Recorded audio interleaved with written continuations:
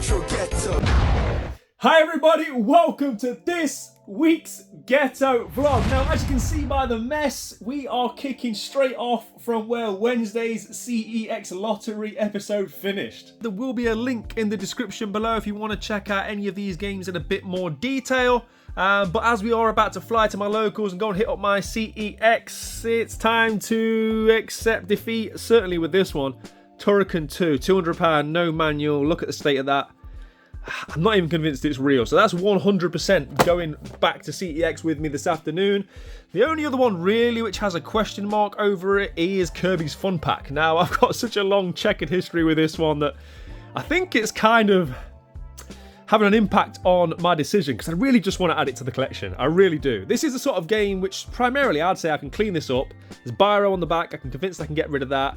I think I'd give it a bit of an iron, pad it out, put in a box protector. It'll look fine. It'll be the last of the Kirby's games that I need for the full PAL SNES set. The biggest issue for me is this tab here. The tab's completely missing. There's nothing I can do about that. There's just part of me that thinks, you know, just get it done. Just rule a line on the chapter that is Kirby's Fun Pack. I've had a fake one of these. I went on a one-man crusade to get CEX to take it off the shelves when they were mis-selling it as box complete, even though it was fake and they knew it was. So yeah, it just feels like it would be an end to that chapter. So yeah, I think maybe I'm letting my heart rule my head. But let's make the best of it, and then we can make a more informed decision.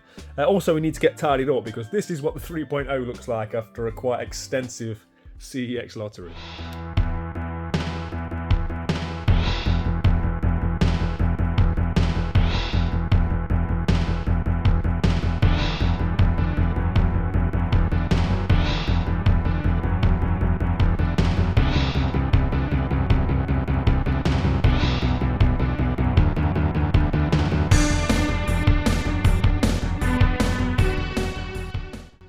Okay, so after a quick going over with the old faithful Mr. Sheen, you can see that I've got quite a bit of the biro off here. That was a lot darker. There's still the odd bit, but it's one of them, you don't want to go over it too much because you'll start to take the paint off and then you end up in a worse situation than you were before. It's kind of removed the real dark ink that was on it before, so it doesn't stand out as much. Not that I'm ever going to be staring at the back of the Kirby's Fun Pack box anyway. But a bigger win than that was what I discovered here. Now, I assumed that this was like 25, 30-year-old sellotape that I was never going to get off, but it actually looks like it's either sellotape's been there that long that it's withered away, or it's just the adhesive. And if you look, I can actually scratch that off, and it doesn't seem to be damaging the ink, the sort of artwork underneath. It just seems to be scratching off that layer, so I'm going to have a very light go at this. I'm not going to do too much. Like I said, I don't want to damage the box more than it already is, but I'll see if I can get a bit more of this off and yeah, see if it's worth cleaning it up. Right, okay, so yeah, as you can see, just with a little bit of light scratching with my finger. The majority of that's come off. That looks loads better. I don't want to go at it too much more because, yeah, like I've already said, you don't want to damage the artwork in over scratching it. I know there's already lots of damage on it, but yeah, there's nothing worse than trying to fix boxes and ultimately adding damage to it. I've done that before, and that stings. That really stings. So yeah, I'm pretty happy with that. I've given it all a further clean. The whole thing's now been polished. So the next stage in the upcycling of Kirby's Fun Pack is to iron it.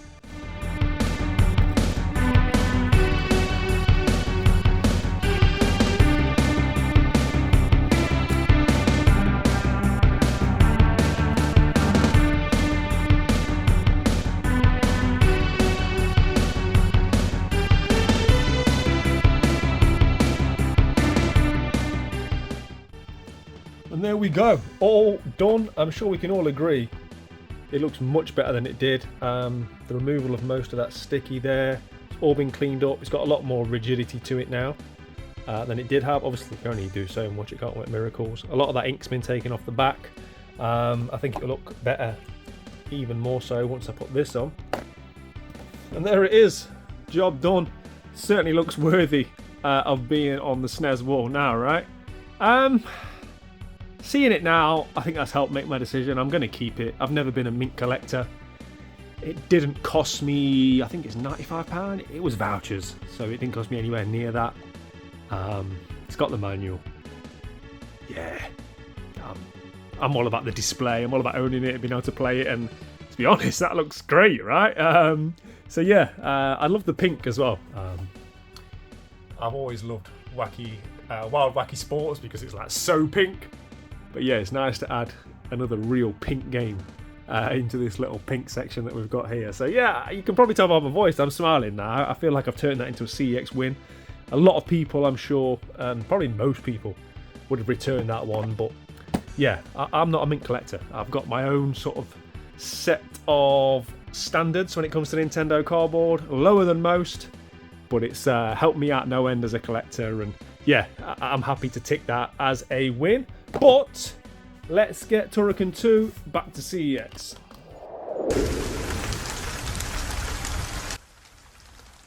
Right.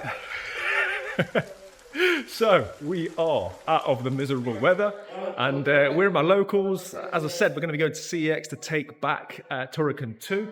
But obviously, while it's great, it'd be rude not to visit crack converters, the charity shops, and yeah, everything else that might have video games. So let's go.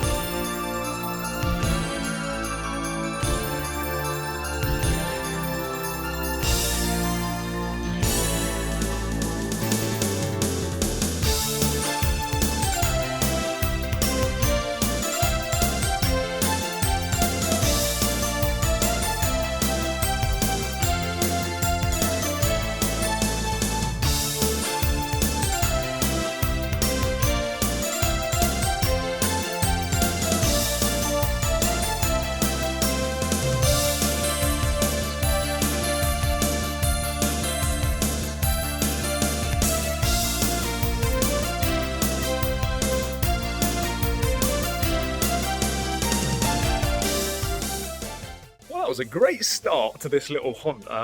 They're usually more sort of in hope than expectation. I pop into like crack converters and things like that, but they had quite a few gaming bits in there, some nice pieces, and I was able to pick something up that I've been wanting to add to my collection, so that's a good place to kick off. Right, so I think now we're going to be heading to CEX, so let's go.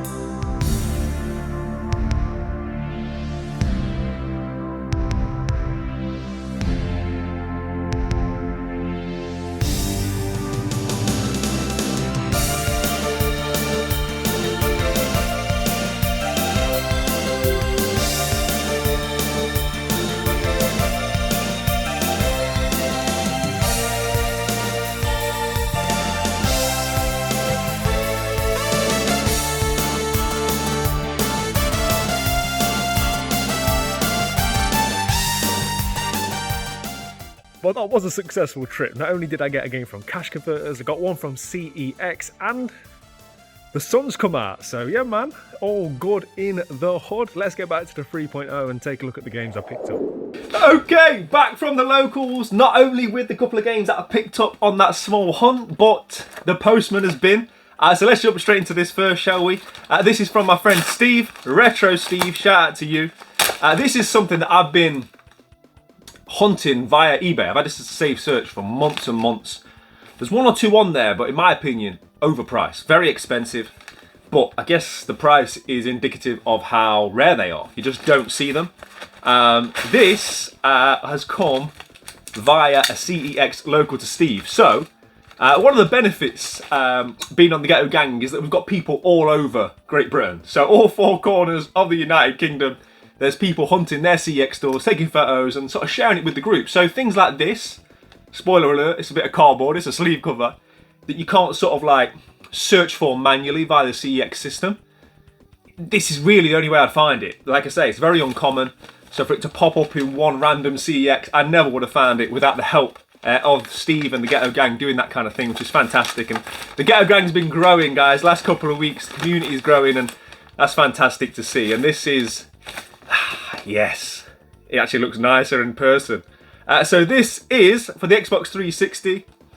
Sonic the Hedgehog. It's also known, I think, as Sonic 2006. This Sonic team developed platform game was produced in conjunction with Sonic's 15th anniversary. This one got widespread negative reviews. Eurogamer actually gave this 2 out of 10. It was widely criticised for camera, load times, level design, and yeah, as with many of the revamped Sonics in more recent years, it didn't go down too well.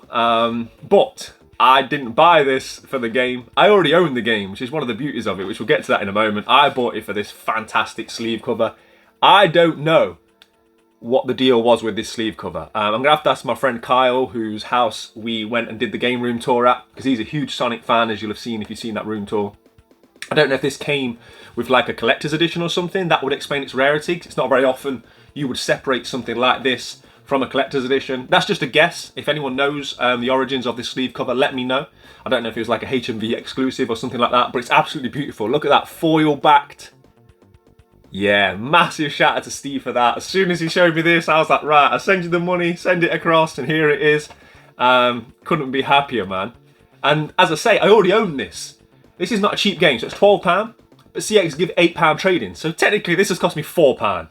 £4 for a sleeve cover, which sells on eBay. I think the last one sold was £40 or best offer. Again, that's why I didn't want to be paying those prices. But yeah, absolutely love that. Any day I can add rare cardboard to my Xbox 360 collection is a good day. And today is a good day. So once again, I want to give a massive shout out to Ghetto Gang member Steve for being on the hunt and hooking me up with that. Absolutely love that. What a great start. Okay, so let's now get into the hunt that we've just been on, shall we? As I said on the footage, I was really impressed with my local crack converters. It looks like someone traded in a lot of games. There was quite a lot of decent Mega Drive, PlayStation 1, and that's where we come to my pickup. So let's just get into it, shall we? The game that I picked up was Gex Deep Cover Gecko. So I've got like a bit of a long history with Gex. I kind of grew up thinking Gex was a PlayStation mascot, but it was actually originally a 3DO release way back in 1995. It then got PlayStation and Saturn releases after that. Gex Enter the Gecko was my childhood. I've spoke before about completing that game, sat in my grandma's house with my legs crossed in front of a little CRT TV like during the school holidays, playing that game in its entirety and just absolutely falling in love with it. It was very quintessential 90s, it really is. All those sort of like puns, a lot of things that you wouldn't get away with in today's world, that's for sure. And I've never played Deep Cover Gecko, so this is the third and final instalment of the Gex series. Gex Deep Cover Gecko. So this one was released in 1999, developed by Crystal Dynamics, and as you'll be seeing, it's a 3D action platform game. Gex is a wisecracking pop culture enthusiast, voiced by Danny John Jules, at least in the UK. This one now includes vehicles, so you've got tanks, snowboards, camels, and other things that weren't seen in previous games. And similar to Enter the Gecko, the same kind of game, but different, if that makes sense. They even use some of the same textures, same engine. It's just less of a James Bond style. So Enter the Gecko was like a bit of a James Bond spoof, whereas this one has just got more movie tropes throughout. And like I say, this game is just so quintessentially 90s. It's just full of like one-liners and quips, and at this game, even at the end of it, I think the ending screen is Gex making love with Agent Extra, who's voiced by a Playgirl bunny. I mean, that's just not the sort of thing that you would get in today's market, right? It's certainly not something which is, to some extent, packaged for children. It was probably packaged more towards teenagers, I imagine, but there's no like age rating on here, I don't think. 11, so yeah. It'd probably be 18 by today's standards. But yeah, I'm a huge fan of the franchise. So to have the third one now is fantastic. I wasn't aware how expensive the first one is. After picking this up, I looked into it. First one on the PlayStation 1 with a manual at CX is £105. So yeah, I don't know how quick it's going to be before I get to play the first Gex, but delighted to add the third one to my second one. And like I say, this is just nostalgia, man. Even though I didn't have this one, so many fantastic memories of not only the game, but, you know, just like those fond times, my grandma, being at my grandma's house, you know, just takes me back, man. It takes me back, and that's what it's all about, isn't it? So yeah, fantastic. Delighted to add that. And like I say, this was £7, and I think this is a £12 game at CEX, so no brainer. And then, speaking of CEX, it's been a while actually since I've been to my locals. It's not like me, I'm usually there every week or every 2 weeks, but I reckon it's been a good month or so since I've been in. And Manesh had this for me. So Manesh had a gift for me.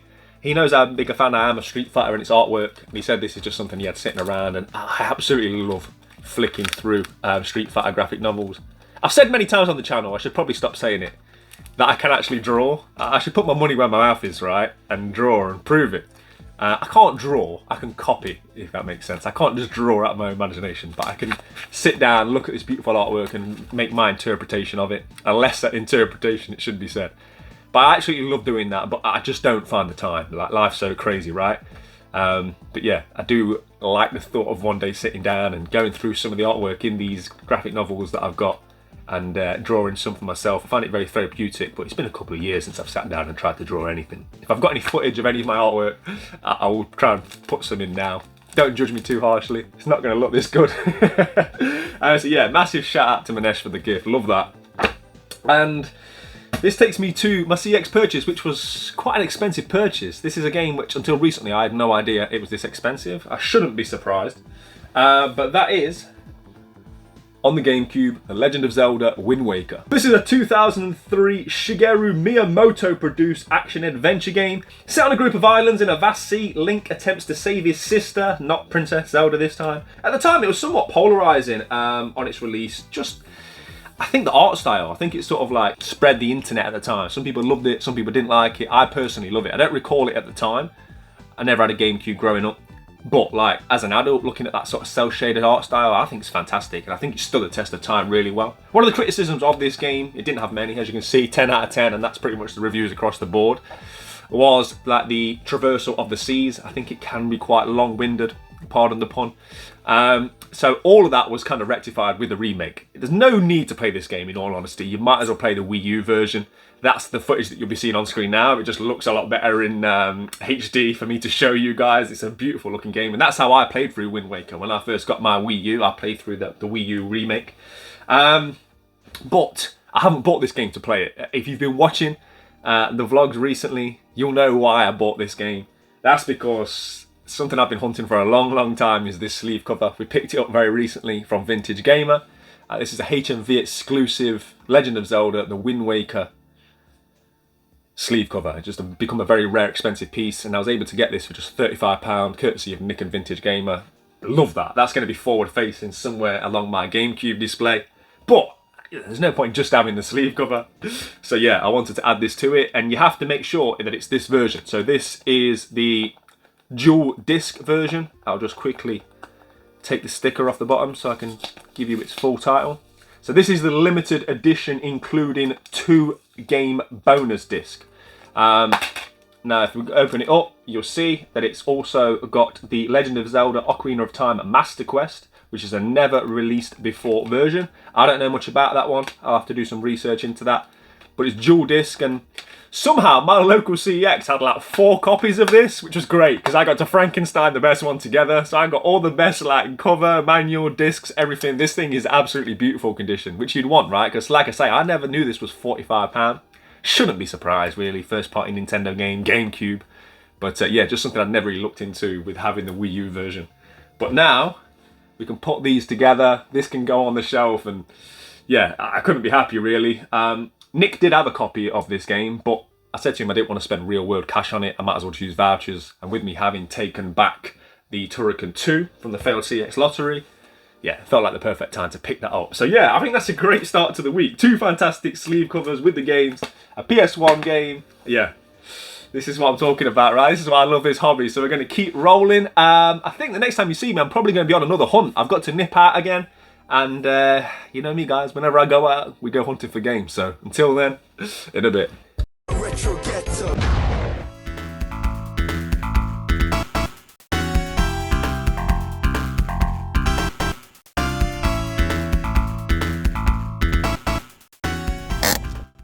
Yes, I am here in Derby, home of the 1993 Anglo-Italian Cup runners-up, Derby County.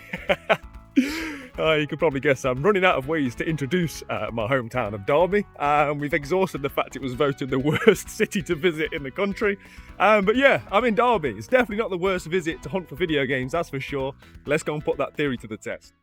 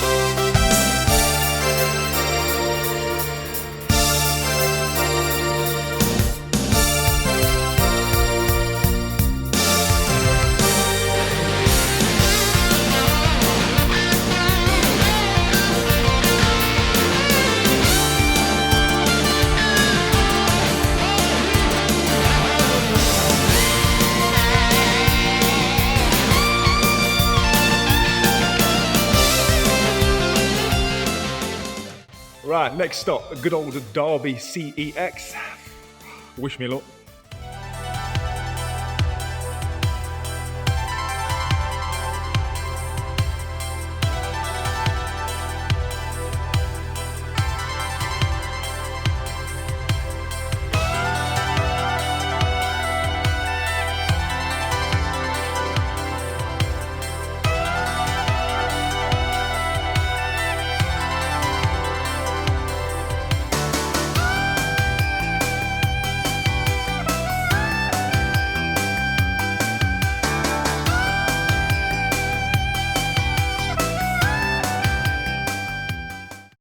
Worst CEX ever.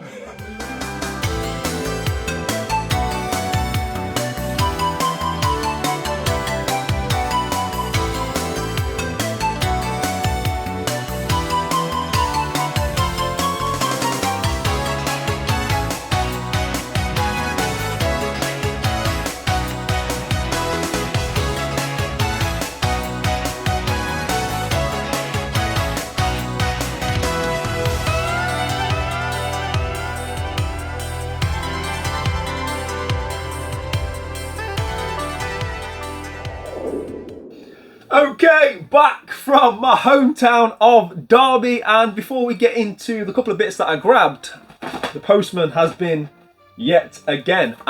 This has come from, I think I know it's come from, but I don't know what's in here. It says fragile. So yeah, let's get into this, shall we? Let's find out what's in here.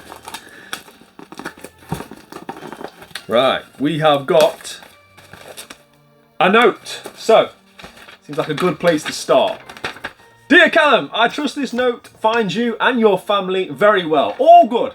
Thank you, my friend. Much appreciated for asking. RG Jr. has just had his first football game, his first proper game, and I had to have a word with him because at full time he was celebrating, going mad because he'd scored a goal. They'd lost 5-2. So I had to explain to him that even though you've scored, you can't be celebrating at full time if you've lost. But anyway, that's by the by. But yeah, appreciate you asking. I enjoyed your recent SNES pickups video, especially the theme of licensed film titles, and figured you could use another.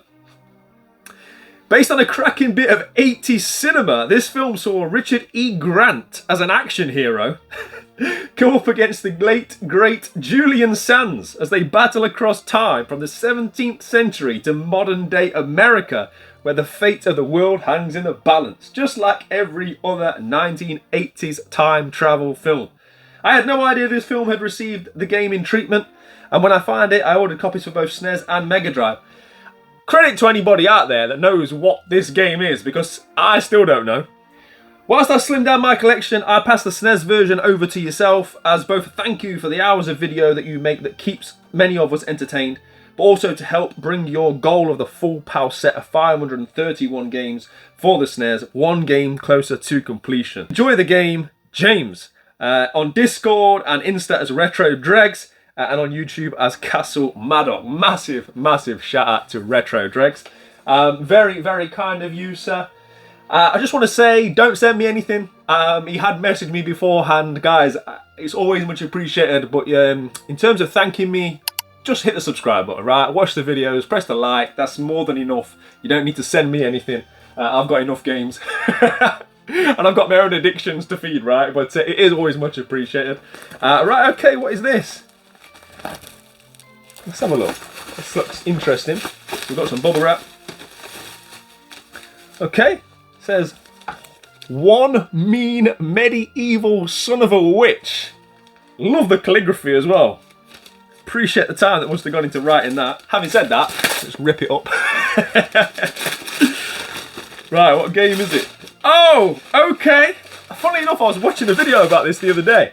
So this is Beware the Ultimate Evil of Warlock. So yeah, I don't know loads about this one. Obviously I'm ill prepared, didn't know I was going to be getting this. But like I said, I did watch a video on this a couple of weeks back. And from memory, and looking at the back of the box, it's like a side-scrolling action game.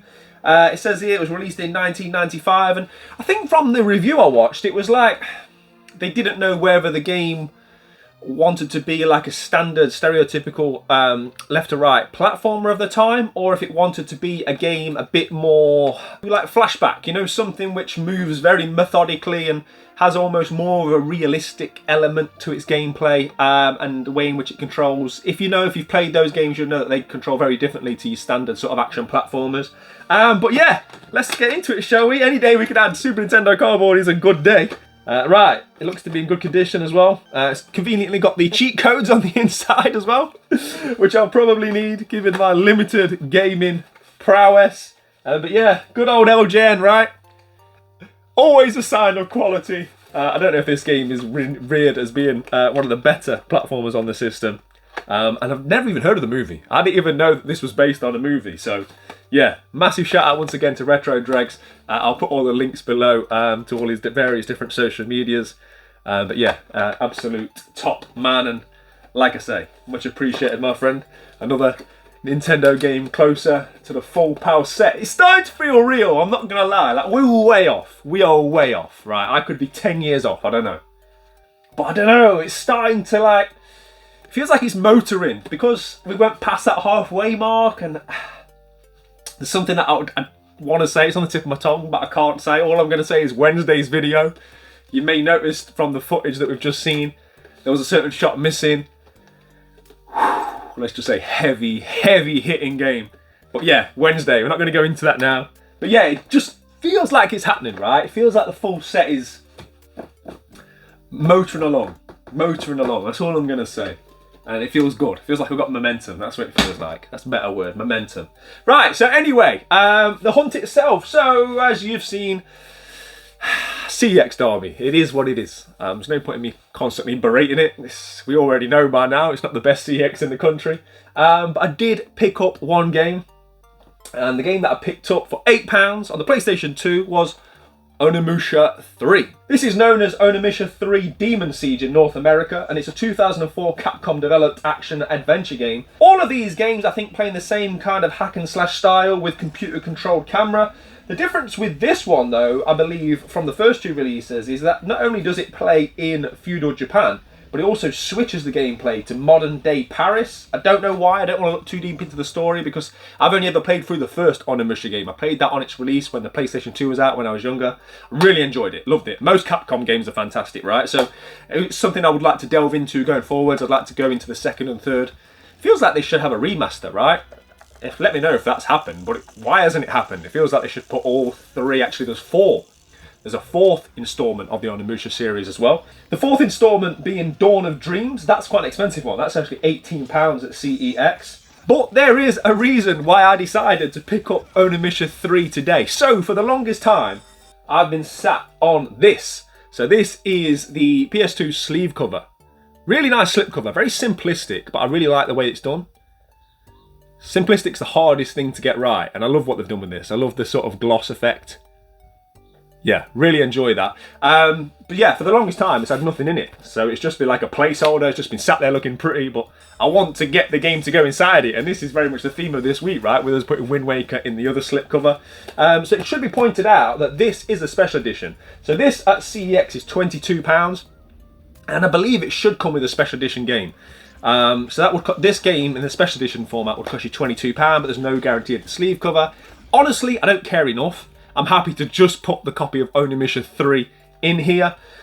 The special edition is 2 discs. It comes with a making of DVD, which obviously would be nice to have. I will keep my eye out for it. If I can find one at a good price going forwards, I'll just switch them out. But yeah, I'm more than happy enough to be adding this one to the case, and yeah, finally getting that complete. And it actually stars Jean Reno as well, so it's got the French movie star in here, and yeah, it's really intriguing me, like that modern day Paris element to it. Like I can't quite figure out how that would work. In my mind, it's like the Assassin's Creed games, which I don't enjoy that element. I don't enjoy being in ancient Greece, and then all of a sudden I'm in modern day America talking about, I don't know, some random stuff in a science laboratory. As you can tell, I'm not a big Assassin's Creed aficionado, but I never liked that. It always felt like it was taking me out of the gameplay. But yeah, it'd be interesting to know how that plays out. So yeah, definitely one I'll be delving into further. I mean, I suppose if I had the DVD, I could figure it out, right? But yeah, nice to complete that. And I didn't buy much else from this hunt. There was always good stuff in Mobile Game Exchange, but nothing that called to me on this specific day. And I actually spent a lot of my time upstairs in Derby CEX, which, to be honest, looking at Derby CEX is probably the best place to be. It's neatly arranged. There's not stuff everywhere. There's not people everywhere shouting and screaming. It's actually quite peaceful up there. So the reason I was up there is tonight is movie night. So we try and get together, myself and Big Steph, and have a movie night once a month. It doesn't always happen because, I mean, life, right? But it's happening tonight, and what we've done previously is we've spent like 2 hours flicking through streaming services to find a movie and then watch 5 minutes and thought, nah, not for us. And before you know it, it's 10 o'clock at night and you've not even watched the movie yet. So we were determined not to do that this time. So I rang him and we're going around looking at different DVDs and we settled upon this. So this is, and it's got a sleeve cover. I promise you that's not why I bought it. It's just coincidental. There Will Be Blood. So the Daniel Day-Lewis movie. The reason why I picked this up is that we're both sort of like movie aficionados. We both love our cinema. And this is the sort of long film, quite an intense film that both of our partners probably wouldn't choose to sit down and watch for the best part of 3 hours. So it felt like the perfect movie for me and him to sit down and watch. Let me know in the comment section what your thoughts are on this movie. Obviously, I'll be able to let you know next time you see me because Big Steph's coming around very soon. So we're going to settle down and watch this shortly. But yeah, I thought that was a good choice of movie. I think this won loads of awards, right? And this sleeve cover is part of the Miramax Films release sleeve. But I'm not collecting DVDs. I'm not going down that route. Every time I get a DVD like this and I watch the film, I always give it away or whatever. I just somehow get rid of it, because before I know it, I'll be collecting DVDs, and clearly I don't have the space to do that. But yeah, another short little hunt, right? The second of the week, and very happy with everything that I've come back with. But I think it is time for my friend James's Ghetto Gang Games Room. Take a look. Retro Ghetto.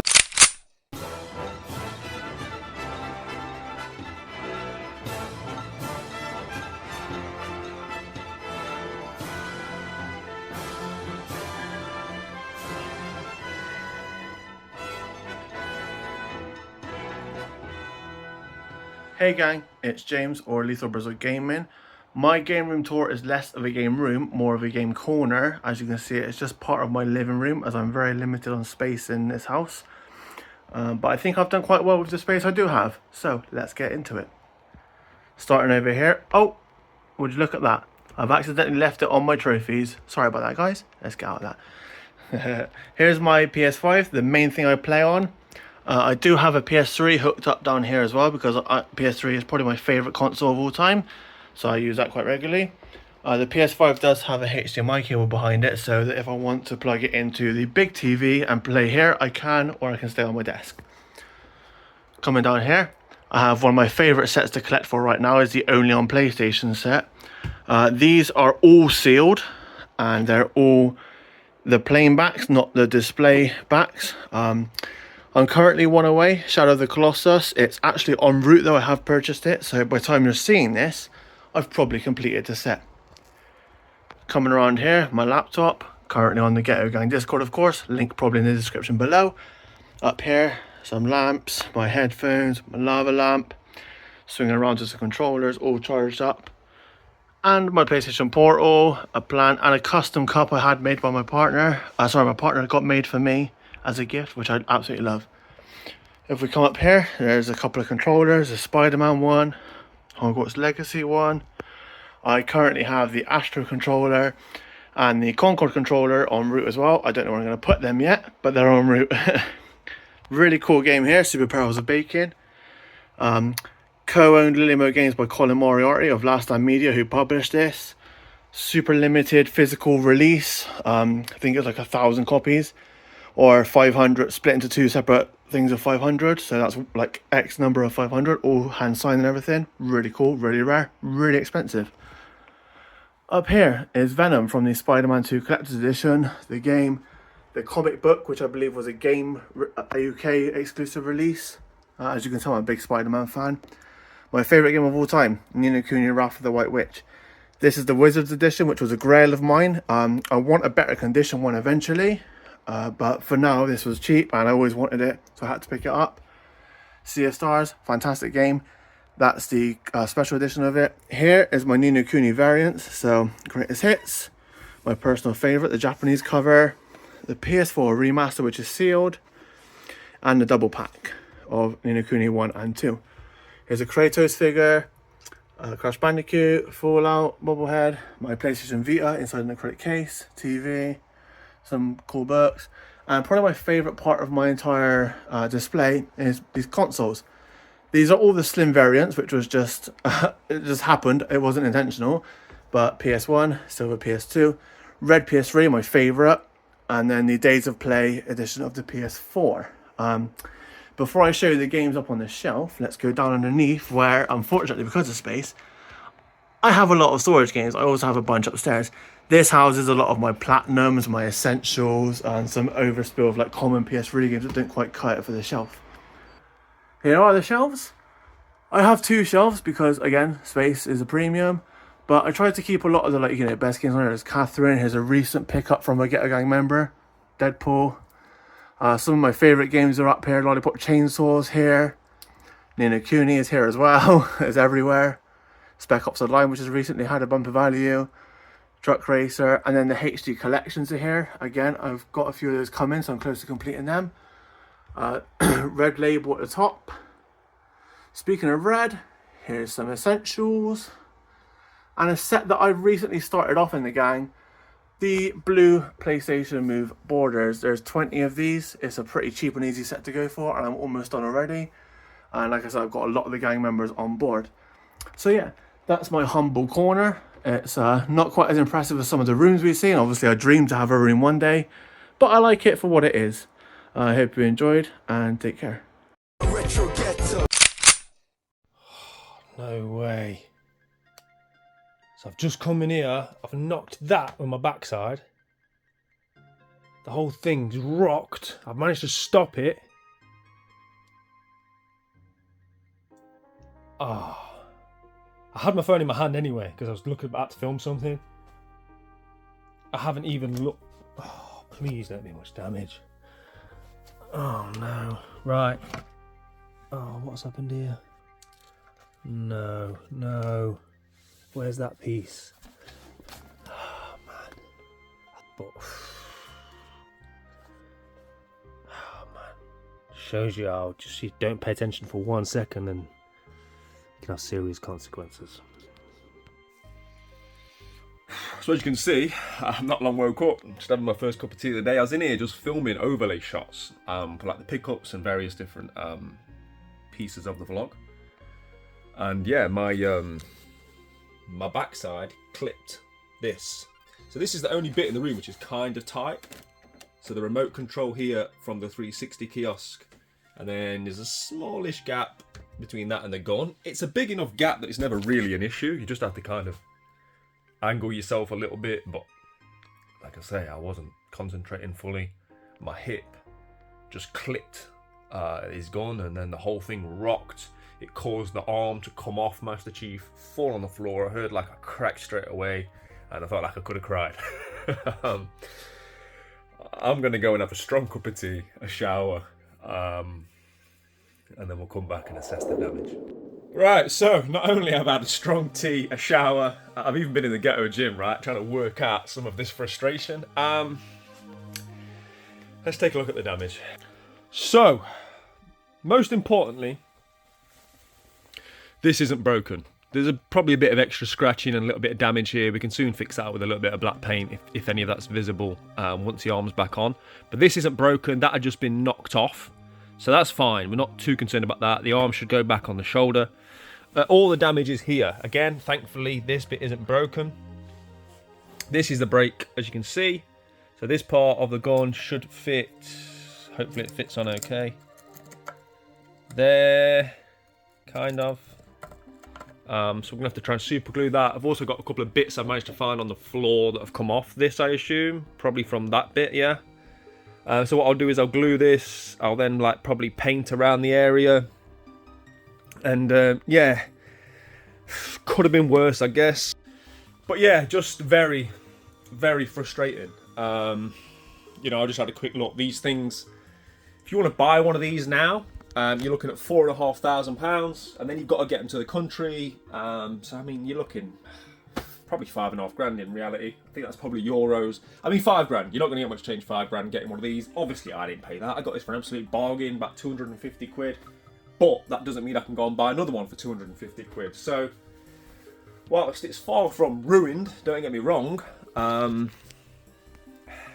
it's very frustrating because before, apart from the odd bit of like minor shelf wear and, you know, it's 20 odd years old, it came out of Halo 2, it was in pretty much perfect condition. And now, in terms of value and going forwards, it's always going to have the asterisk next to it. It does have a crack here where I've had to fix it up and repaint it and glue it or whatever. And the value is somewhat irrelevant because I've got no intention whatsoever of selling this. This is one of my favourite things that I own. It would be one of the last things that I would ever sell unless space became an issue. I had to give up this room for whatever reason, God forbid, in the future. I'm not selling this thing, right? But yeah, it just hurts. It hurts more when you do it yourself, you know? If I'd have bought it with a crack in it and a bit of glue and a bit of paint on it, I wouldn't care. I wouldn't care less as long as I do a good job of it and it's not really noticeable. But when you do it yourself, man, it's so frustrating. And like I say, it's just that one lapse in concentration, and it's because of this section here, like I say, and it's not really that tight of a gap. The only reason it's tight at all is because I moved the kiosk to there for a couple of reasons. So Lara Croft could fit in there, and also when I film, my camera's on here. So when I film my Wednesday videos, and I'm sat here, if I have the kiosk over this side, the edge of this screen here protrudes onto the camera shot. So it's like messing about, moving it every time. So I just thought I'll put it there. It's never really an issue. Like I say, I can comfortably walk past it. It's never been an issue. But yeah, just one moment of lapse of concentration, and you know, we find ourselves in this situation now. So it is what it is. All we can try and do now is get it fixed. But amongst all that, I should say shout out to James, Ghetto gang member, for sending across his gaming corner. What a fantastic room. And if I ever need an editor, I'm coming to you.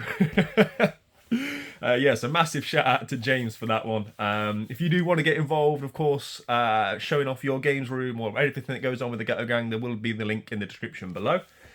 So yeah, shout out to James, but let's try and get this fixed, shall we? Right, okay, so the super glue is on. I didn't want to film any of the process because it's too important to get it right. I need to concentrate on not covering my floor myself, my clothes, with super glue, which I've done before. And also, obviously, getting this lined up correctly. So I'm currently holding it in place. I'm going to hold it for a few minutes, just so it gets like a little bit of an adhesive sort of stick to bond it together. Then I've got a couple of CDs that I grabbed to keep it in place. Ghetto by name, Ghetto by nature, right? So yeah, I'm going to hold this here. And then we're going to let it dry sufficiently. And once it's dry, we'll paint it and hopefully get it all sorted. But until then, I've got a brand new mini-series on the vlogs. So yeah, this seems like a good time to introduce that. Let's go.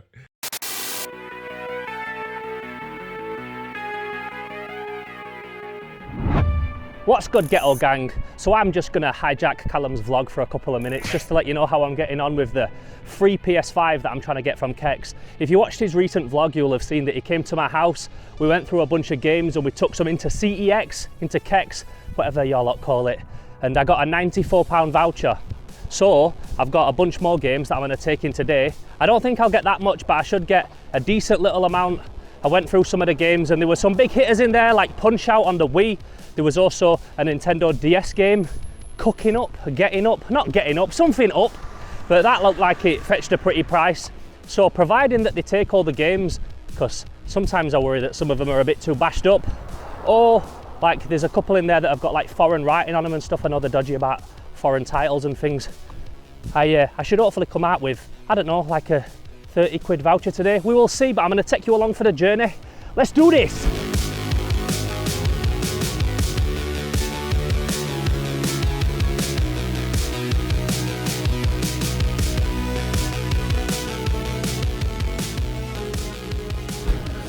So here we are at Kex at Crystal Peaks. Let's see how much money we can get for some free house clearance games, some more.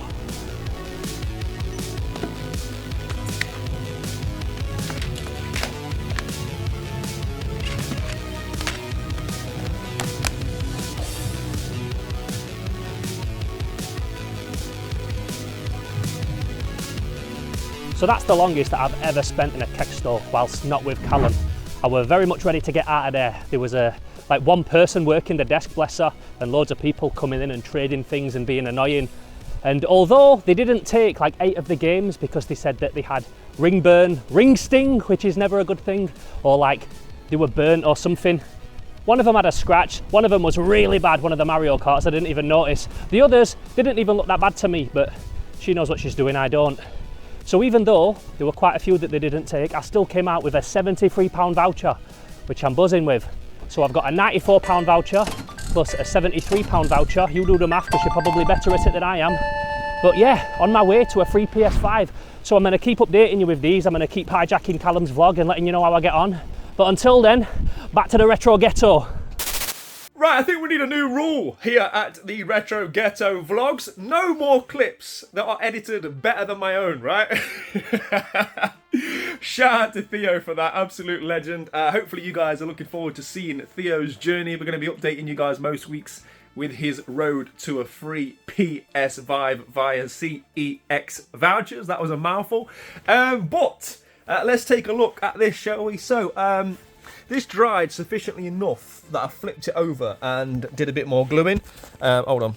So, this piece here that I think you guys saw before, I've managed to kind of get that back into its place, glued that. I also found this little bit, which I think fit in this gap here. There's another little gap, but I mean, I can't find any more little pieces on the floor. But, I mean, it's all together. Now, I think once it's painted, it's going to look okay. I think it looks pretty crude now. But once I colour match it, paint that, I'm hoping it's going to be okay. I'm not going to rush it and ruin it, so it's not going to be on this week's vlog, sadly. Tune in next week, and hopefully we'll get all this finalised, finished, all put back together, and hopefully we can have Master Chief looking, you know, maybe not as good as ever, but as darn close as we can get it. I've had a few hours to sort of, like, get over it. I'm okay with it. Listen, it hurts. And I already said, when you do it yourself, it's even more frustrating. It's just because it kind of feels like, or it felt at the time like it had just taken that shine off him. Like a standout piece for me, like a real, like, grail item to have had no damage, then now to have damage. Yeah, but I think now it looks like it's on its road to being fixed. I feel like I'm getting over it. Hopefully by next week's vlog, as I say, when we get that arm back on and the damage is hopefully unnoticeable, I'll be fine. We'll move on. If not, I'll just lie to myself anyway. But guys, as much as I would like to end on some good news about Master Chief, I do have some other good news to end the vlog on. I finally finished Sea of Stars. And I just want to give you guys a quick overview of my thoughts on the game. Loved it.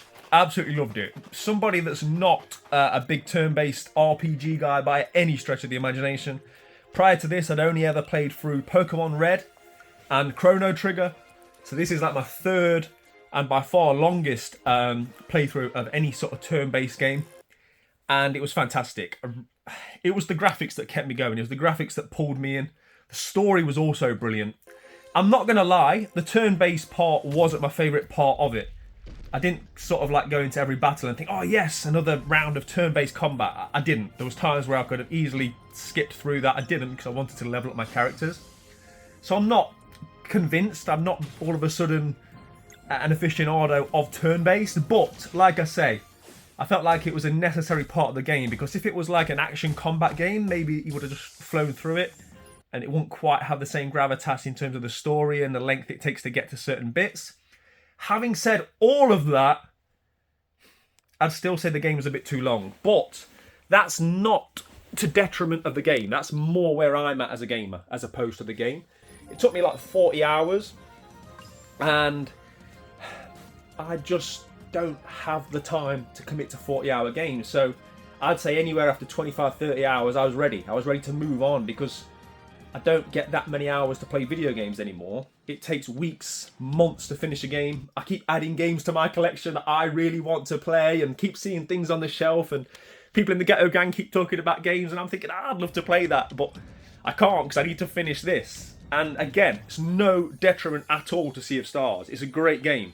It's just where I'm at in my life that I can't keep playing 40, 50, 60-hour games. So, yeah, great game, but I wouldn't say I have been convinced that turn-based combat is the way forward. But what I would say is I'm a lot more open to trying them in the future, but I might have a long break before I jump into another one. And it would need to be as beautiful as that, because it's arguably the most beautiful game I've ever played. It really is. And I would highly recommend it. It's only like a £25 game as well. So, yeah, if you've got more time to spend gaming than I have, definitely go for it. But guys, that is the positive note on which we can end this week's vlog. Some amazing additions, breakage that I'm over it.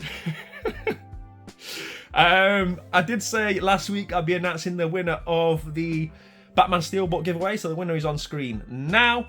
All the relevant links and everything will be in the description below. But if you're not subscribed, please consider doing so. I've had loads of people say to me recently, I thought I was subscribed, but I wasn't. So just double check. Hit the subscribe button if you're not already. I appreciate that. But yeah, play your games, keep it retro, and Wednesday. I feel like I say every week, right? Wednesday. But yeah, Wednesday. We're going to be adding a very, very heavy hitter to my collection. And yeah, I'm looking forward to sharing it with you all. But until then, play your games, keep it retro, have a great Sunday with your families. In a bit. Welcome to the Retro Ghetto!